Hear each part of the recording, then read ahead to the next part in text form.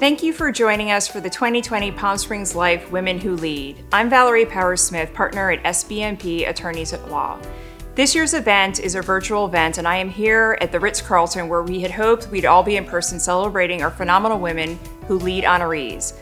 I am happy to share that we have an exciting conversation with three unique and extremely accomplished women in their own right. Before I introduce you to this year's honorees, I'd like to thank our sponsors who have made it possible for us to bring you this virtual event today. First, I would like to thank our presenting sponsor, SBMP Attorneys at Law, for their ongoing support. Thank you to Hightower Financial for your sponsorship and support of Women Who Lead. I would also like to give a very special thank you to the Ritz-Carlton Ranch Mirage and Kelly Stewart for allowing us to be here today ahead of their grand reopening in August. With that, I'd like to introduce Rob Schein with Blanke Schein Wealth Management, a Hightower company, to talk about their support and their foundation. Thank you, Val. Though this event looks far different than any of us could have imagined, I'm truly honored to be here at the 2020 Palm Springs Life Women Who Lead Luncheon and applaud all of the amazing women. You know, I have a very personal story. In 2011, I recognized the growing need for women's access to quality financial education and resources. And that's why I personally founded the Society of the Few, Financially Empowered Women, where women can gain access to education and empowerment to take control of their own financial lives. In fact, my mom was going through a personal situation when my dad became very ill, and she has two sons in the financial services industry. We both struggled to actually take what the industry has and realize that there was a huge gap that needed to be bridged in terms of education and empowerment, in my case, my own mom. So that's why I personally created the Financially Empowered Women 501c3 nonprofit for women who want to have the confidence to become leaders in their own financial lives. This past January, we were excited to announce we had the first CW3, it's Confidence, Women, and Wellness Summit. And it was a smashing success. In fact, we had over 120 people there, and it was a good collaborative effort with Palm Springs Life was a wonderful partner with us. And we focused just that on women and empowerment through financial education and self-care. The annual event was designed for women of all ages, all backgrounds, and created a space where women can gain vital information to maintain their personal financial wellness and guidance in retirement, tips on self-care, as well as an opportunity to network with like-minded women. Women in wellness are intimately related and continue to empower women through financial self-care and resources needed that we can ensure that women's access through the Coachella Valley are well equipped with the tools necessary to succeed. Thank you again, and I hope to see all of you at the 2021 CW3. Thanks, Rob. I would also like to share that this year's event benefits Loma Linda Children's Hospital and that you can make a donation at lluh.org/giving. Now let's introduce our 2020 Women Who Lead honorees. First, I'd like to introduce Kelly Stewart, General Manager of the Ritz-Carlton Ranch Mirage, our business leader honoree. During her career with the Ritz-Carlton, Kelly has been recognized as a master analyst and was nominated in 2005 for the J.W. Marriott Award of Excellence. She is also a certified Leadership Center speaking ambassador and has served as an opening trainer for 19 Ritz-Carlton properties.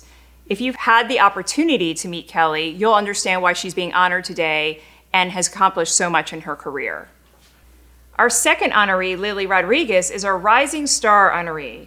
Lily is the artistic director of the Palm Springs International Film Festival. In her role, she oversees all artistic decisions of the Palm Springs International Short Fest, the Film Society's membership and community outreach programs throughout the year, and the annual Palm Springs Film Festival, which has moved to February 25th through March 18th, 2021. We'll talk more about that later. Lily, welcome. Our final honoree, Jill Golden, is our nonprofit honoree. Jill was instrumental in raising funds and helping to open Loma Linda University Children's Health in Indio and was named Outstanding Philanthropist in 2018 by the AFP Desert Communities chapter. And she also owns a date ranch farm named Lucky Me Ranch here in Coachella. Jill is coming to us today from Chicago. Thank you for joining us, Jill. I would like to congratulate you all on this honor. That leads me to my first question.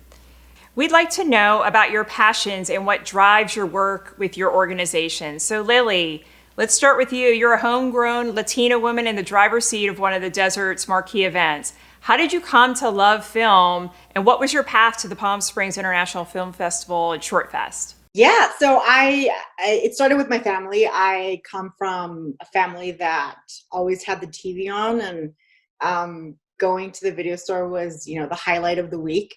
So my family definitely had a big impact in that early entrance to movies. They were pretty strict. I was a little bit of an indoor kid. I wasn't allowed to be outside all that much. So I spent a lot of time in front of a screen, and my parents were kind of strict, but they were maybe too lenient when it came to entertainment and the type of things that I could watch. So, I remember watching The Exorcist and Bambi very, very, very young, which was probably both equally scarring.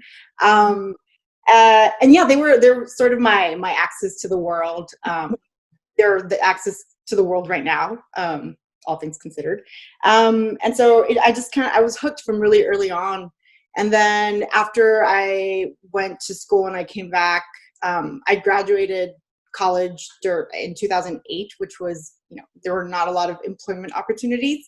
So I was hanging out, and I always knew that there was this wonderful event right in my backyard. And I came on in 2013 as an intern, and I just fell in love with the behind the scenes of mounting this festival that gathered film lovers from the desert and beyond. And I've been there since. Any chance I got to do more, I just took it, and they haven't been able to get rid of me. Well, it sounds like they probably don't want to. So let's move on to you, Jill. You're a champion for Loma Linda University Children's Health in Indio. Could you please talk about how the hospital captured your attention and what drives your philanthropic efforts? Right. Thank you. And I'm so appreciative that today's proceeds do benefit Loma Linda Children's Hospital. My husband told me in 2013 to go get a hobby. So like every woman in the West Valley, I went and bought a date farm. and through the process of turning this date farm into also a horse farm and rescue ranch, I had a ranch hand's teenage son fall gravely ill. And he was on a transport team, very serious situation. He was on a transport team to Loma Linda Children's Hospital, where he spent a month in the intensive care unit. And I was with his mother every day. And I have to say that Loma Linda saw the patient and they saw the family. And it wasn't about what insurance they had, what resources they had. It was strictly about taking care of Jesse. And once Jesse was discharged and came back to the East Valley, I went along on all his post-discharge appointments for what was pulmonary hypertension for a 15-year-old. And I saw the gap in quality pediatric health care for a specialty. And at that moment, I knew that I had to do something. And I spent the next 5 years working on that with Loma Linda. And they have been so gracious to all my crazy ideas. And sadly, we lost Jesse. He was on a heart transplant list, waiting for a new heart. But he left such a legacy, and he gave me a purpose to provide amazing pediatric care to the Coachella Valley. And I have to say, we have over 3,000 patients now going through the clinic that opened in 2016. What a lovely legacy, Jill, for you to have for Jesse. That gave me goosebumps. I'm so sorry about his loss. We all are. With that, let's move on to the bubbly Kelly. And Kelly, in your role at Ritz-Carlton Rancho Mirage, your personal satisfaction obviously comes from the satisfaction of the clients that come in here and your guests. How are the quality and performance customer service protocols at the Ritz-Carlton shaped by the way that you lead and how you came up the ranks and established yourself as a top performer? Sure, I think I have to go back and by the way, thank you so much for this opportunity. And we're all so honored to be a part of this with Women Who Lead and Palm Springs Life magazine. Growing up, it was instilled in me to the attention to detail in everything that I do, whether that is making the bed, setting the table. I think those were the early onsets. And I think about now growing up to this day, I'm so excited to be with the Ritz-Carlton because I found my purpose due to our philosophy and bringing the excellence and passion every day in what we do, and that attention to detail that's so critical.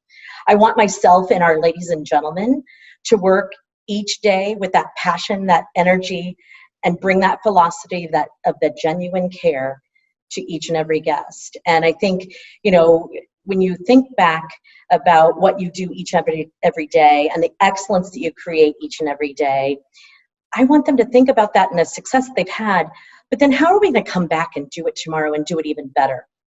I'm so very thankful for the different operational learnings that I've also had and the leadership roles that I've had in Ritz-Carlton that really assisted me as I empathize, respect, understand, and appreciate all of our ladies and gentlemen in their role and responsibilities. And even it's more critical today, especially with our environment, that I had those upbringings and understandings in our company. That's a great transition, Kelly, to our next question, which Lily, I'll ask you to answer first. How has COVID-19 impacted your organization, and how is it relating to your role as a leader in that?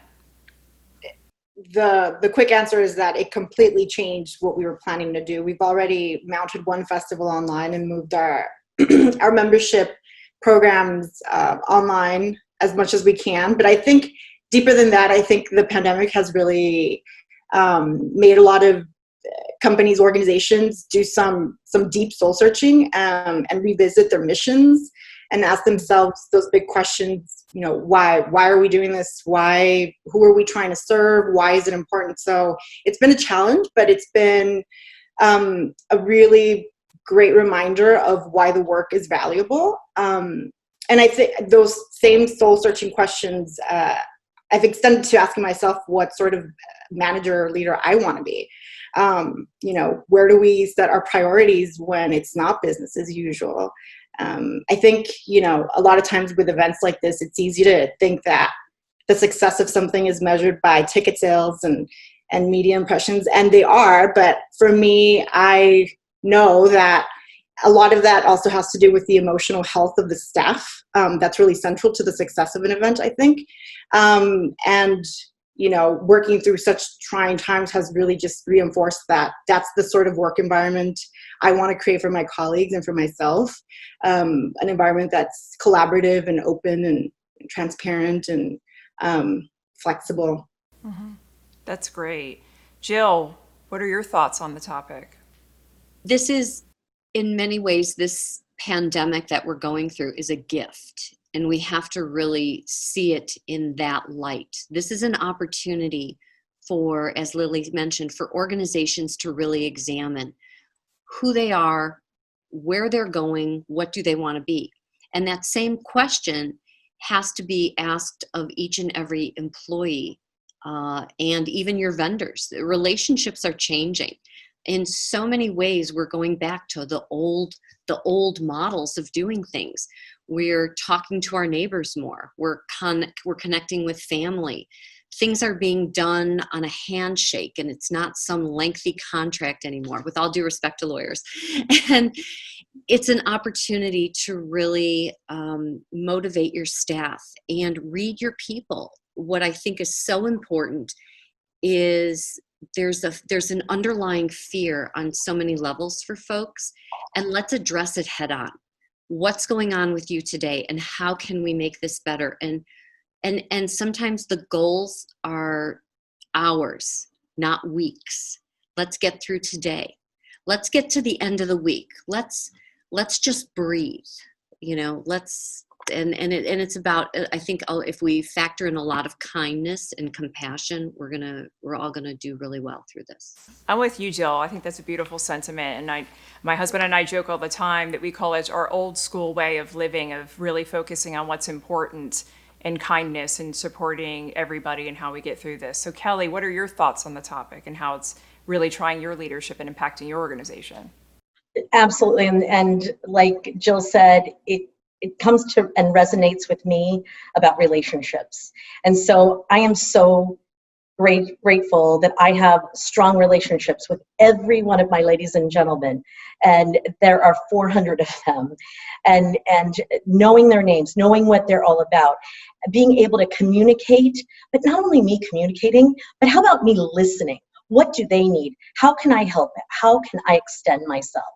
I think of all of this with this environment, this new world we're in, and I think about sailing, and I think about the weather. And I think about how we have to ebb and flow with the times, just like a sailboat would, just like the weather does. Maybe not here in Palm Springs. But one message of inspiration that I have led with since March 1st, when I was having what we call hotel-wide lineups, was about flexibility, about perseverance, about the fact that we are going to keep smiling, we are going to be positive, and we will get through this. Being transparent and having that communication and giving them that leadership style.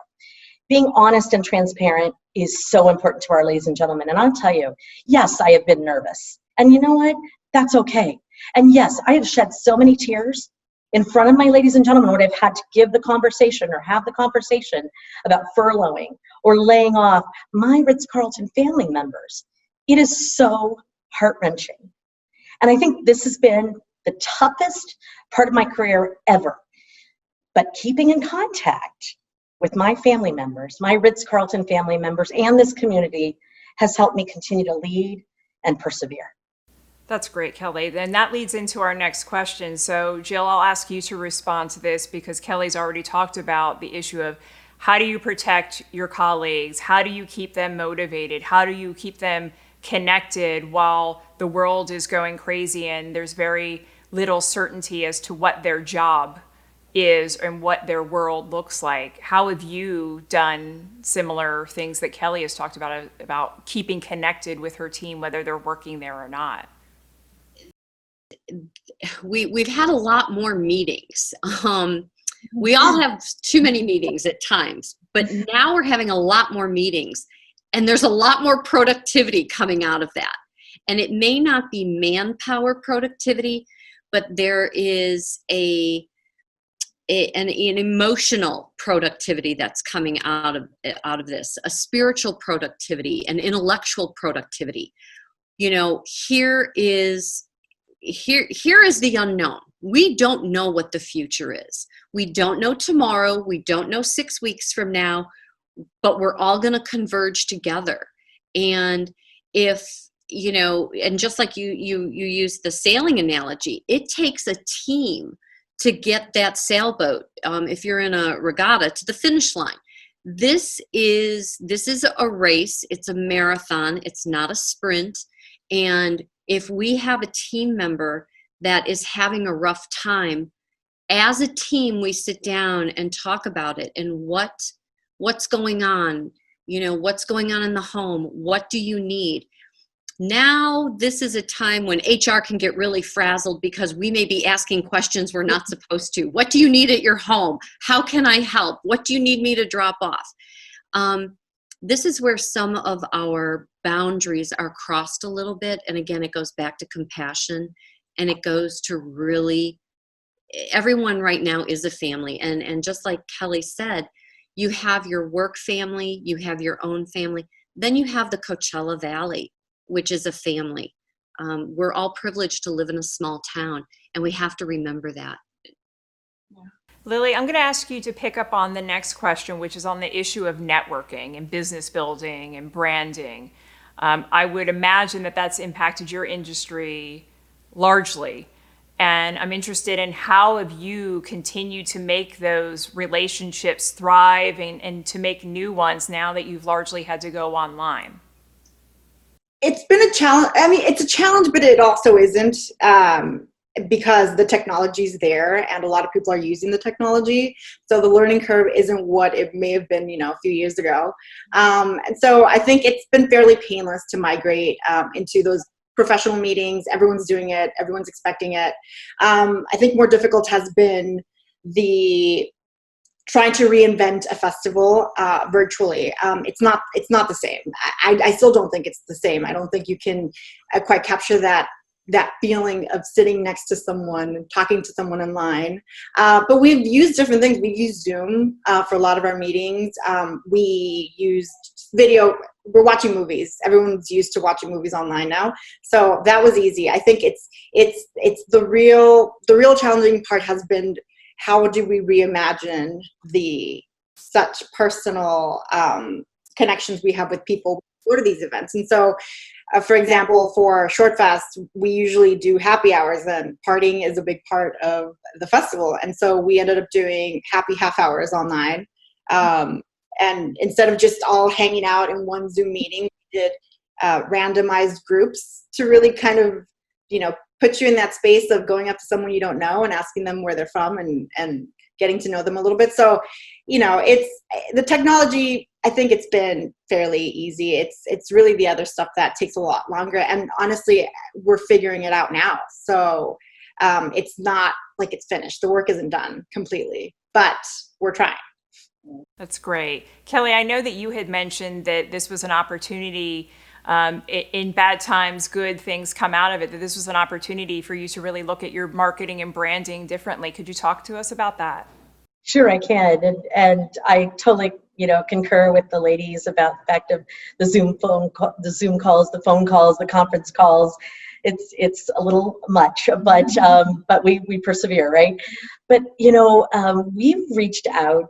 My director of sales and marketing, the fabulous dynamic duo, have reached out to our customers and our guests, and we just had genuine, friendly hellos, and those genuine care and comfort calls, not the hard pressure selling, because that is not what our customers or guests need. But those guests that are calling on us are wanting to know about the future, and they're wanting to have site visits with us, is what we call it in our industry. So they want an inspection, they want to see what's going on. And so we have actually done FaceTime virtual tours of our entire resort, showing them everything and imagining together. And we've had a lot of firsts. Our first FaceTime call that we had with a bride and her mother, we were the first one outside of their family to wish them congratulations and to see the engagement ring and to start planning. And it was a glorious day, beautiful of how the resort showed. And I think those connections. Now we've taken it to another level where we are actually masks up and on, smiles are still underneath that, but we are absolutely welcoming private and personalized tours for our guests. And we have a lot of brides that are out there right now that are wanting to get married, whether those are intimate settings for this year, or it could be for the future. And it has taken it to a whole other level. We have a lavender spray that we sanitize the hands. They have the masks on. We pop some champagne. We do more than 6 foot distancing so that they can sip that champagne. And we take them on, we set up the resort and we take them on a grand tour and to meet and exceed their expectations and needs. And they really feel great about that personalized one-on-one experience. And we call it the caretaker team. There are only 15 of us here on the resort property throughout the week. And we all pitch in, help out. And it's just an incredible feeling to make sure that we can give that to our customers still. That sounds like you've created wonderful, more special, intimate moments than perhaps the bride and the mom may have walked away from. So kudos to you for doing that. So the next question. Guess what? You won the contract. Jill, I want you to kick off this one, and then Lily, I'll ask you to speak to it next. So, it's clear that we're at a fever pitch with cultural shifts, with race and gender, and trying to achieve equality in America. And I'm just interested, Jill, if you could talk about how has that impacted your work and what you do, and how you look at your organization and either try to make sure that you're living those type of qualities, or how are you trying to impact the local community to help achieve those goals of equality? That was when I started on my journey with Loma Linda. I remember my husband and I live, I live at the ranch. That's where my heart and soul is, but We had a home in the West Valley, and I would remember that occasionally we would get in the car and we would trek all the way down to Mathis Brothers, way down in the East Valley. Well, now I go way beyond that to the ranch. And part of my journey was to really bridge the East and the West. There's different ethnicities, different populations, different groups, and it's so important to, especially in these trying times, to realize that we're really all at the same level. We're at the baseline now, and we do have to merge that. And again, when you go back to the old ways of doing things, you know what? Instead of the Christmas cookie exchange, do a cultural recipe exchange.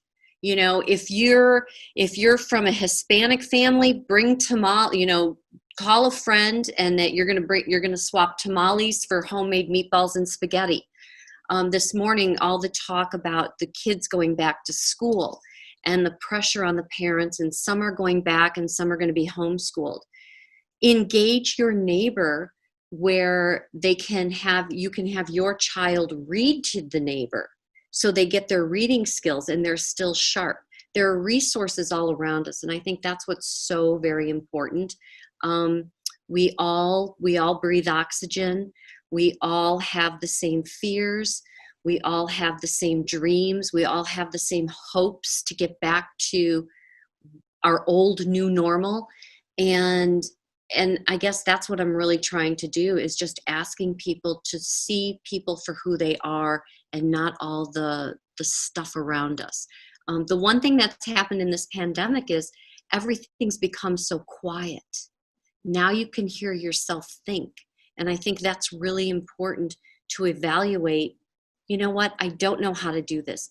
Who in my group can teach me this? I'm terrible at bachata. Now's the time to go learn it, 6 feet apart. And those are the simple things that are going to bridge some of those cultural barriers. Simple things. Thanks, Jill. Lily, what do you have to say on the topic? Yeah, I agree with all of that. I think it's great that we're having these conversations out loud. They're important conversations, and I agree with everything you said, Jill, that those simple things, that's where a lot of work is done. I also think as managers and people who are in positions of hiring, I do think that employment opportunities are key. There's a lot of conversation about how do we serve people who, what do we do to include more diversity? And I think all of those are valid, and I think it all starts with listening, but I also think that the people you hire to do that work is equally important. Change has to be reflected in your own staff, and I think that starts with the people you hire. Kelly, I want to shift to you on the topic of mentorship.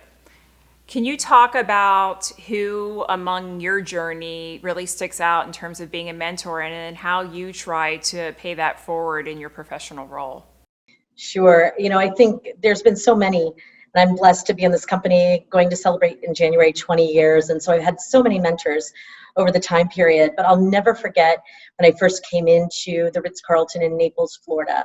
And I think about one of our founding fathers who absolutely had me involved in everything and participating in everything, as well as, I helped the valet runners in times when there were cars that needed to be parked, and in high heels, running down a cobblestone drive, whatever it took. But it really showed me, rolling up your sleeves and being there shoulder to shoulder with the ladies and gentlemen. So I think that mentorship helped. And now in my role, it is so important that I pay it forward. It is critical to our success. And, in the 4 years that I've been here, I've had one-on-ones with our ladies and gentlemen.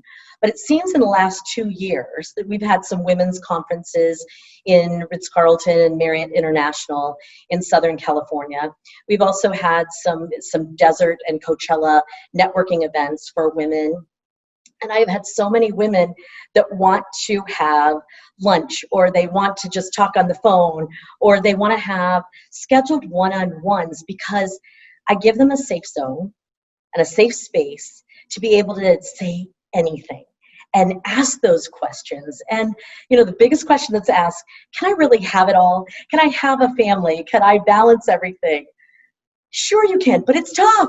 I'm going to be totally and brutally honest, and that transparency is a thread that is with me. But I am so honored, and I will absolutely make the time for anybody that wants to be mentored.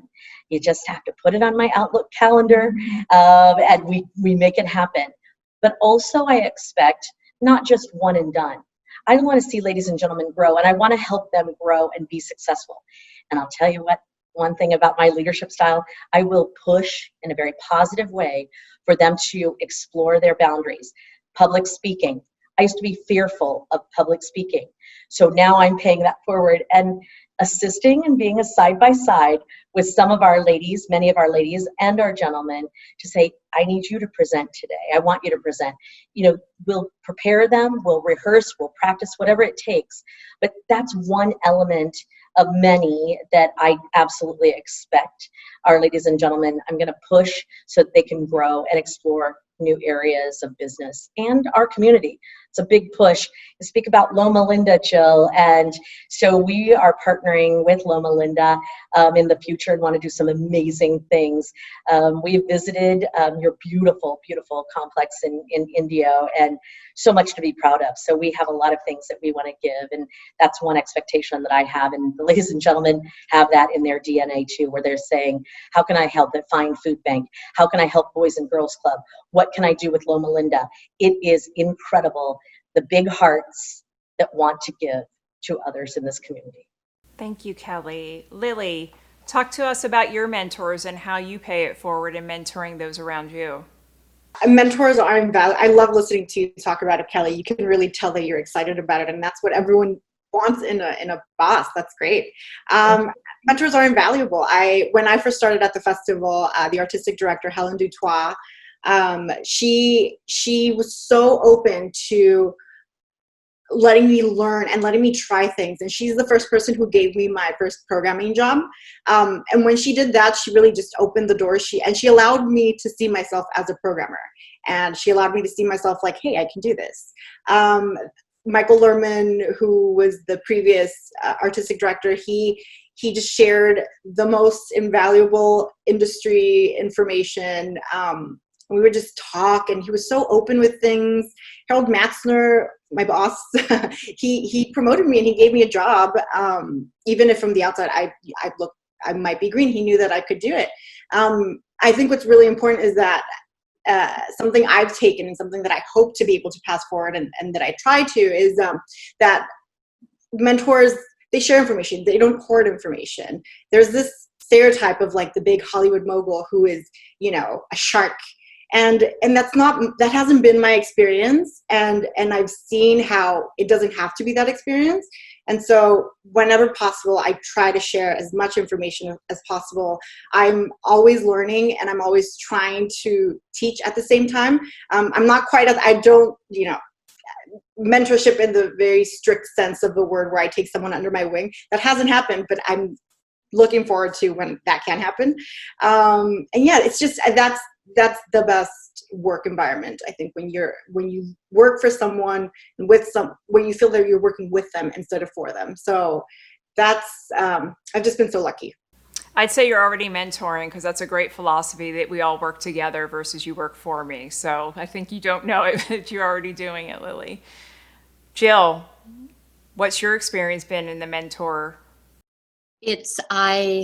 I would not be where I am today if I did not have people in my life that guided me personally, professionally, and in a familial way. And I am so forever grateful. And I do try to pay it forward as much as possible. For me and mentorship in the Coachella Valley, there are so many young people that need to be given the opportunities where they're good kids. Sometimes the parents don't know the opportunities that are out there to advocate for them. So we need to be their voices. And right now, Lily, when you have that person that you mentor, it is the most amazing feeling.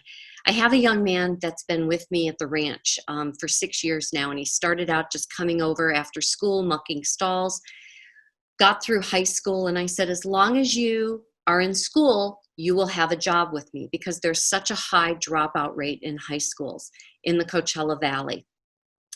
And he said, okay. And his senior year, he decided to drop out and go to independent study. And I kept my word, and I sat him down and I said, I'm terribly sorry. I have to let you go. You're no longer in school. And it was very hard, but he understood. And 4 months later, he came back. He went back to school. He came back on the payroll. He just finished his first year at COD. And as long as he's in school, and part of it is talking about, he works very hard to help put food on his family's table. And he said, I think I'm going to drop out of school so I can put the food on the table. And I said, work through the pain now, and you'll be able to provide more in a greater capacity later. And a lot about mentoring is about helping those individuals see the bigger picture and a brighter future.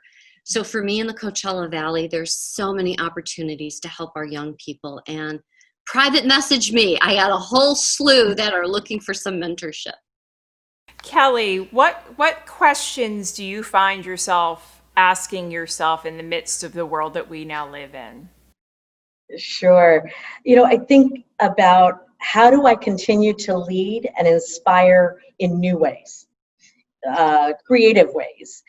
How do I protect and adapt to all of these changes and bring the team along with me and make sure they feel comfortable with it and that they're buying into it and feel a part of it, that they're involved in it is critically important to our success too.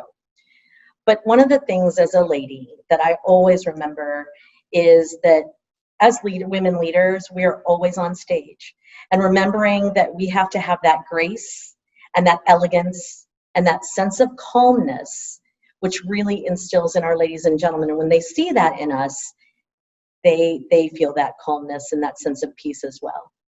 Thank you, Kelly. Lily, what about you? What kind of questions do you find yourself asking yourself now? I'm asking myself those soul-searching questions. What type of leader do I want to be? I'm also obviously asking myself, when are we going to be out of this? How many more months? But I've been asking myself, I tend to be, and maybe all you ladies would agree, but I tend to be very focused on my job, and my job takes over a lot of my life. And I'm asking myself what I can do outside of my job to help my community as well, outside of the very personal. So I'm feeling inspired by everything that's going on around an organization. And so I'm really looking into what else can I be doing right now outside of my job. And it's exciting. Julie, I think you were intuitive, and I think you've already touched on that. So I'm going to ask you to talk about the next topic, which is my addition, before our last question from Palm Springs. And talking to everyone and just observing my own behavior and those around me, I think that we've experienced something where a lot of us have had to do certain things differently. And so we have changed the way we operate at work. We have changed how we operate personally.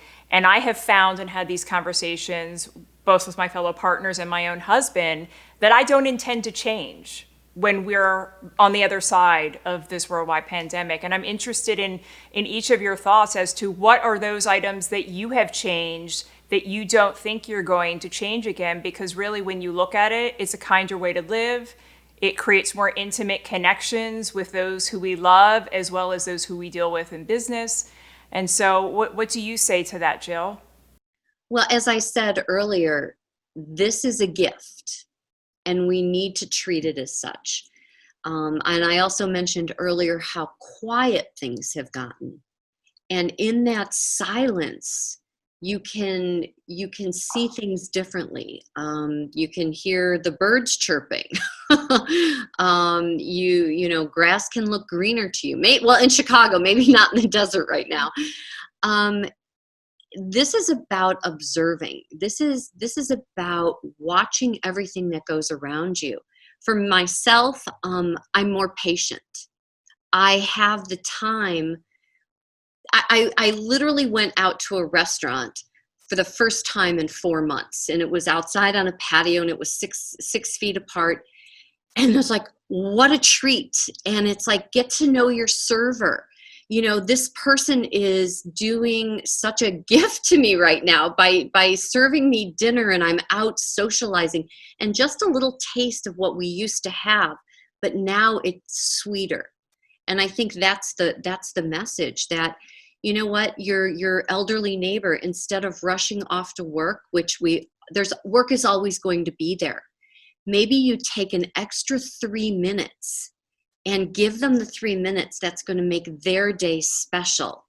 That isn't going to impact you in quite the percentage, but at the end of the day, you do reap the rewards. So I think it's about keeping it simple. Yeah, I like that, Jill. Kelly. For me, it's the connection. It's the constant connection. I've always been connected, but I think it's really taking more time for what is important. That is family, that is friends, that is my business here at the Ritz-Carlton. It is the community and giving back to others. We had some food that was going to expire. It's all quality, don't worry. But we didn't want to risk that in the next month. And it's going down to the fire department and giving that food to them so that they can, we appreciate what they do, those frontline ladies and gentlemen. And also, I think, too, it's the fact that not only about family and friends, but self-love and self-care. Taking time for yourself, exercising, right? Eating right, recalibrating. In this crazy hospitality business, it's a lot of whining and dining. And so, recalibrating and resetting yourself. And that's what I've been doing and taking care and doing things. I'm a genuine giver all the time, but I also had realized through this entire experience that I have to also take care of myself so I can continue to take care of others, for sure. I think, Kelly, that is my mantra, and I'm really glad that you brought that up, because I think as women, we need to remember that, because we always want to give to everybody and to ourselves last, and I argue that it should be the opposite way, that self-care is not selfish. It is in order to make you the best that you can be in every role you have to be. So I think that's great that you feel that way, and you're leading in such a large organization that you can instill that in all of your ladies and gentlemen. Lily, what do you think that you have done differently, either in business or personally, that you won't change and you'll continue to do whenever we get to the other side of this pandemic? I've gotten addicted to seeing people's faces over emails. I think we all agree there's a little bit of a Zoom exhaustion going around. But I think when things go back to normal, if I can make that phone call a Zoom meeting instead, I'm going to do that, because I just think, you get so much more from that. I think this pandemic really made me look at the way I lived my life, which is always kind of go, go, go. And I've had to take a step back. And Kelly and Jill, you both talked about that balance. And I'm learning that. And I think I do agree that is so important, to be able to just take a step back, relax, observe, take care of yourself. So I think that's something that I didn't know I needed, especially so early in my career, but it's very important. And I'm learning how to meet that balance. And Lily, I have to tell you, I think it's every day we continue to learn. I know for myself, I don't have it self-mastered, and I don't think I ever will. I think it's something in our DNA. We're natural nurturers, right, as ladies. And I think we just have to continue to give that self-love and self-care. So way to go. Yeah. So ladies, this is the roundup. This is our last question. This has been fantastic, and I feel so excited for having spent this time with you, three people who, two of which I've never met before, and one who I just recall that we met 3 years ago. So let's talk about what each of you are excited about today, so we can end on a super positive, although this has been totally positive and motivating and invigorating given what we've been dealing with. So how about we start with you, Kelly? What are you excited about today? All right, I am super excited about reopening this Ritz-Carlton Rancho Mirage. I've been closed since March 31st. I want the heartbeat, I want the soul back in this resort with our ladies and gentlemen and our guests. And I can hardly wait to welcome everyone back on noon on August 28th, and that's a Friday. Thank you. We look forward to it too. Lily, what are you excited about today? I'm today it changes. I'm excited that I get to spend every day. I have a puppy and I get to spend some time with the human dog for a little bit. So that's exciting. But I'm also really, I wouldn't call it excited, but I'm looking forward to, I love a challenge, and I'm looking forward to exploring all the different ways that we are going to have to change or potentially adapt moving forward. That to me, it's, some people might find it a little, sadistic, or I don't know, but I love a challenge and I love figuring things out. And so that to me gives me a little bit of an excitement there. But I'm excited to just be here and to be with you ladies and to talk to people. I've been social distancing. I don't spend a lot of time outside. So whenever there's a chance to talk to people, that's an exciting time for me. That's great. And Jill, with the last word, what are you excited about today? The realization, the gentle reminder that this is not a dress rehearsal. It is now. Live it full out. So I have officially had a meeting with myself this morning, and I'm definitely going to have more fun and just enjoy the simplest of things. And I'm really looking forward to the kindness and the humility that's going to come our way in the near term as we all move through this, truly. Ladies, I can't thank you enough. This couldn't have been any more fun if we were sitting in person. I really feel that you all have given everything that you could and made this virtual event as fantastic as if we were all sitting in person in the Rancho Mirage. So thank you so much. Thank you. Thank you all. Stay safe. Bye, everyone. Bye-bye. On behalf of Palm Springs Life, Jill, Kelly, and Lily, thank you so much. I really enjoyed that. It's clear that each of you is leading your way through this health crisis and utilizing it to create new and forward-thinking solutions, both for your businesses and your family. Once again, I'd like to thank the Ritz-Carlton Rancho Mirage, SBNP Attorneys at Law, and Hightower Financial. Thank you to our audience for tuning in. We will be sending out a recap with a link to this recording. And please remember, you can make a donation to Loma Linda Children's Hospital at lluh.org/giving. Thank you and good afternoon.